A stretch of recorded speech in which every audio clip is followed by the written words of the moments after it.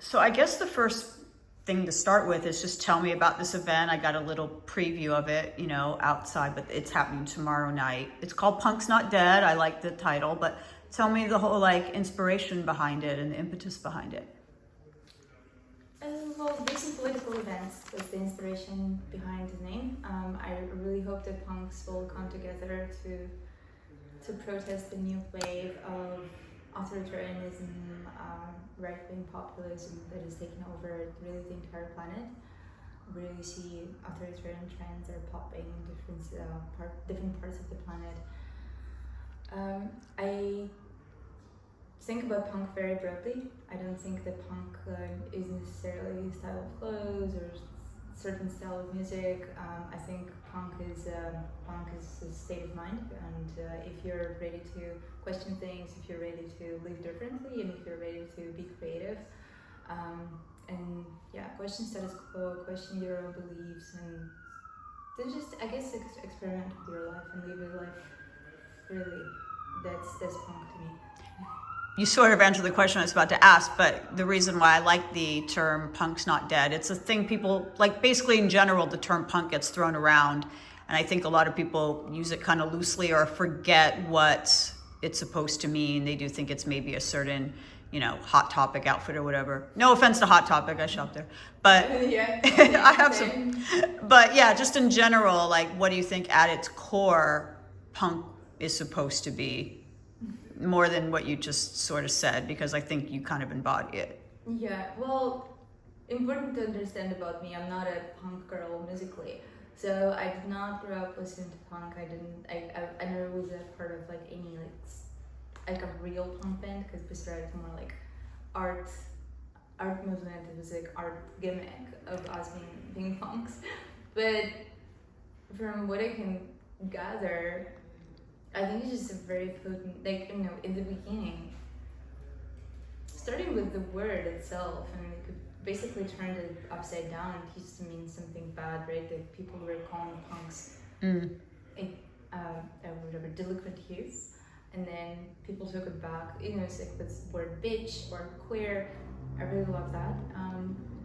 Reclaiming the word. I think, well, the willingness to be abrasive, like not live courageously, to me embodies punk, and I don't see enough of it these days. I feel like at this stage of, you know, late stage of capitalism, I guess everyone feels so insecure, so people tend to stay on the safe side and don't say things that can harm them somehow later, and understand where it comes from terrible insecurity that the economic system puts us in, but it's kind of done by design. So, you know, you want to have this, spots of resistance, and I'm trying to create one of those.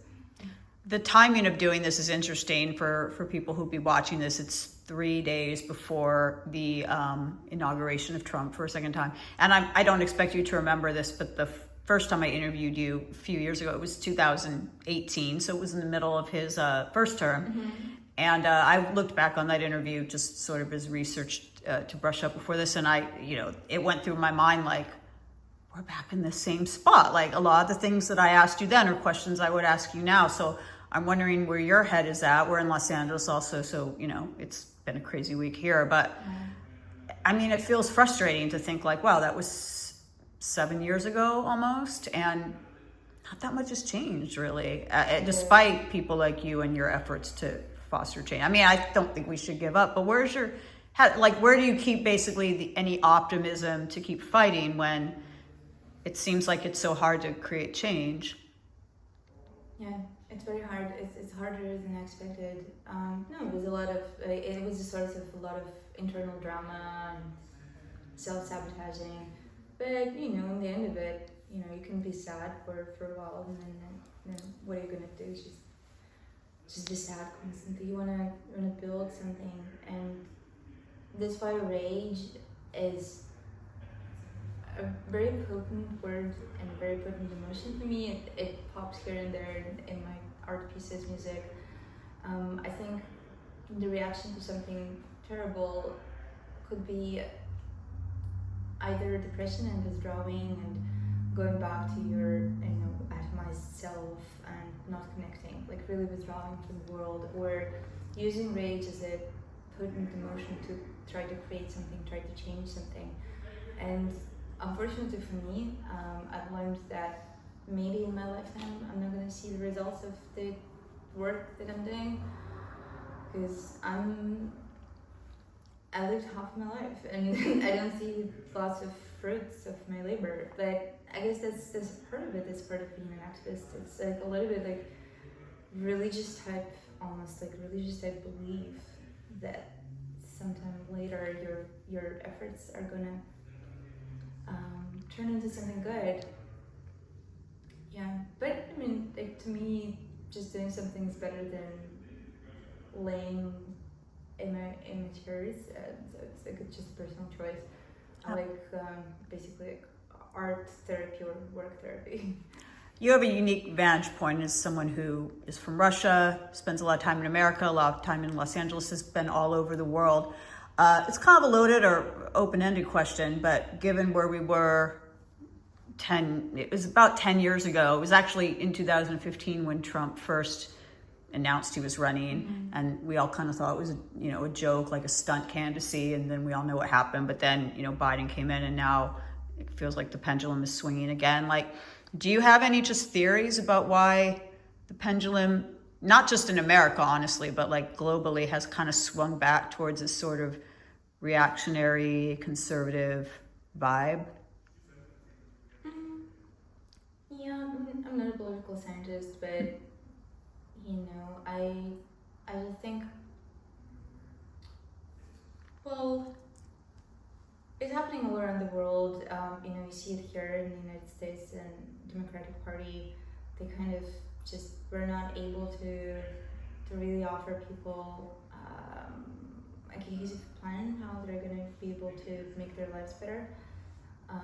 And I mean, obviously, that before Trump didn't have even a concept of a plan, but at least it was something different for people. And I think it's just people trying to look for something else, whereas professional, mainstream, with liberal politicians, like those who were studying in Harvard, and they're supposed to be ones who are giving us answers. They can't really, for one or another reason. Maybe they have their hands tied up with money. I mean, obviously, the economy is a big part of it, and again, I'm not an economist, but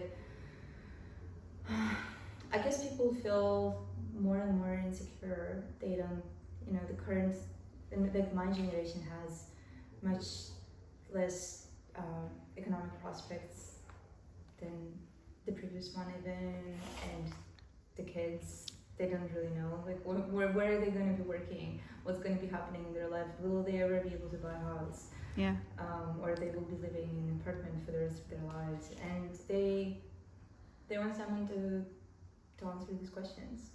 You did mention, sadly, I share your sentiment about how you're not sure if you'll see the kind of change you'd like in your lifetime, but obviously you keep doing what you're doing out of some sense of hope, right? You haven't given up. So like, where does that come from? And do you see possibly the pendulum swinging? We had Obama as our president before Trump, the pendulum does swing back. Yeah.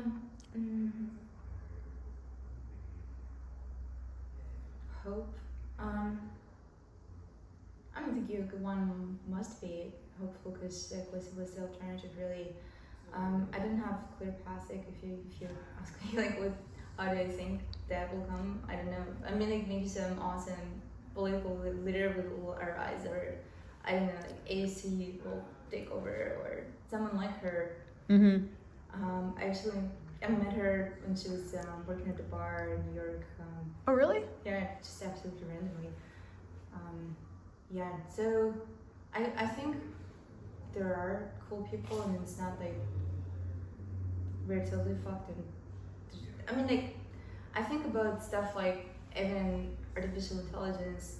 If you use it wisely, it could create some sort of abundance. It could create answer to some questions, like economic questions that we have currently. If use it wisely. But for that reason, obviously, Elon Musk and Trump taking over the oligarchs basically with Jeff Bezos, like definitely they're not going to be, interested in this money flowing into pockets of us.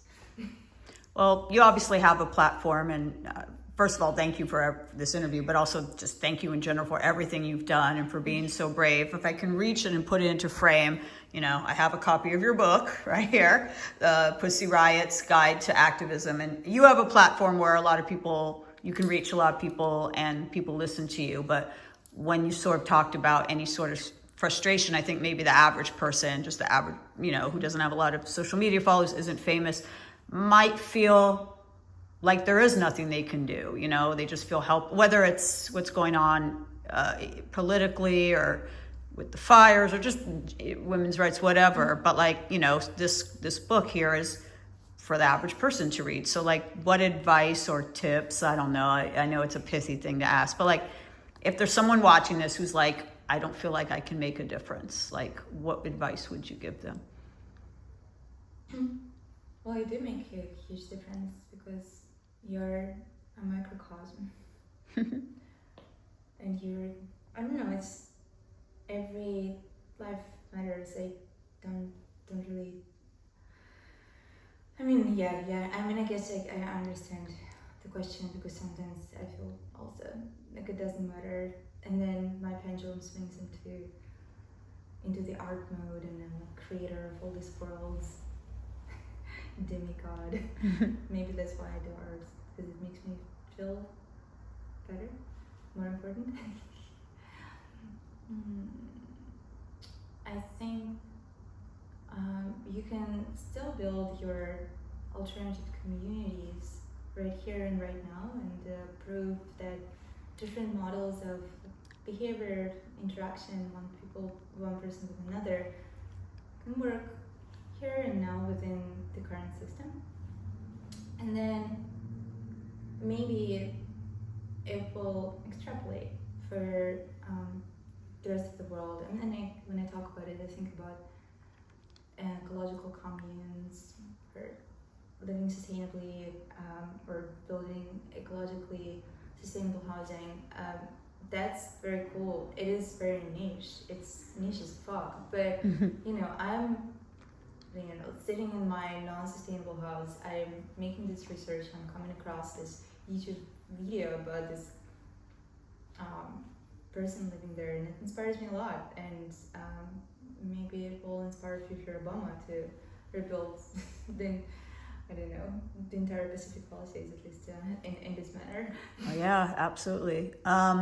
Specifically to this art event at the Honor Fraser Gallery, is there anything you want to talk about in terms of its messaging or its timing, or every event or piece of art installation, whatever project you're doing, always is very unique?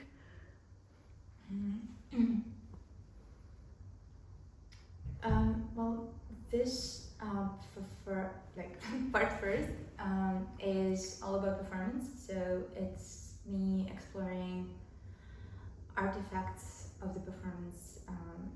The same kind of method I used with Putin's ashes. I made a performance, collected the ashes, and then put them in these sculptural collages. Then later made its way to the gallery, to museums, like Brooklyn Museum of Art collected it. So I keep experimenting with it, but now I create this bright shields right here and right now. And the bright shield that I'm carving also serves as a music instrument during the performance.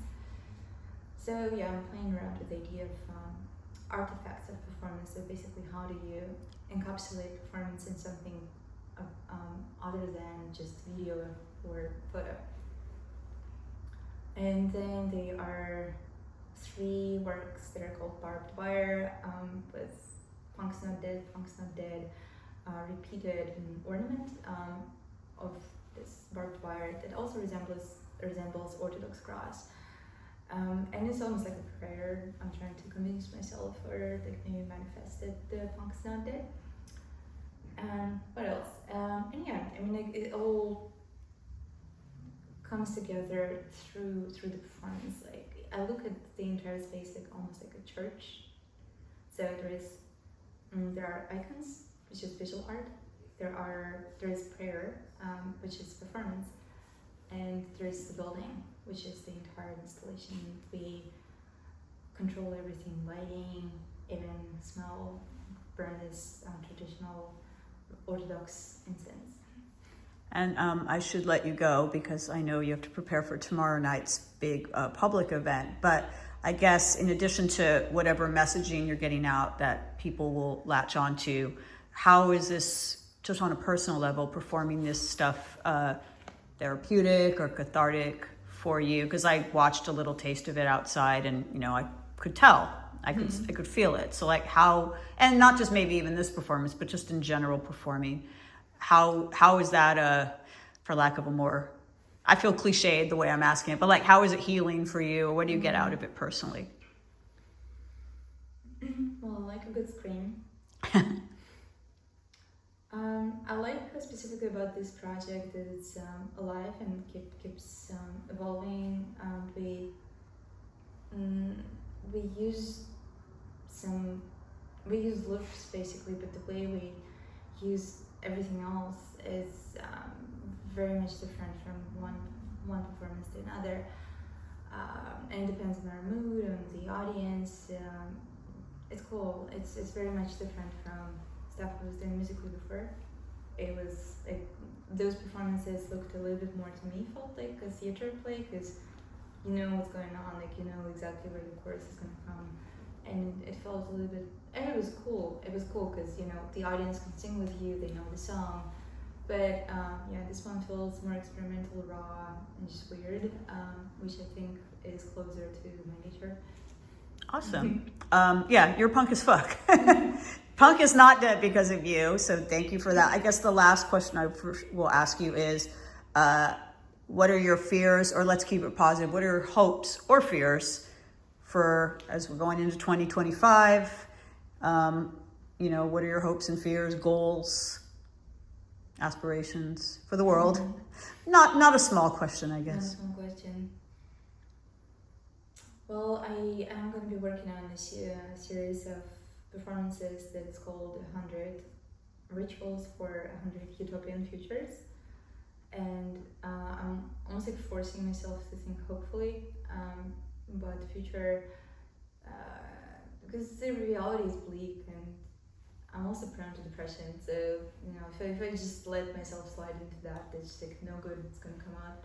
So I'm thinking about things like what if we create society of abundance? Like what if we actually really took care of our elders and listened to them? What about a society where divine feminine is in the center of spiritual life? What about, and some like silly childish things, but I still think it's a good thought experiment. Like, for example, what if we quite literally had money trees? So people could just come there and take as much as they need, so nobody would have greed, because they can take just whatever they need for now. And there will be a ritual for friendly AI, because I think that's important. Like we're about to reach a very dangerous point, and we should be thinking about it, not just Bezos and Musk. Absolutely. If you can't, it's not going to end, so you might as well figure out, we can't stop it, so we might as well figure out a way to work with it instead of against it. Yeah, and like the soundtrack for the exhibit is created in collaboration with an AI. Oh, very interesting. Well, again, thank you so much for this interview and for everything you do, and stay hopeful. I'm going to try as well. Okay, yeah. I'll do my best. Okay, thank you.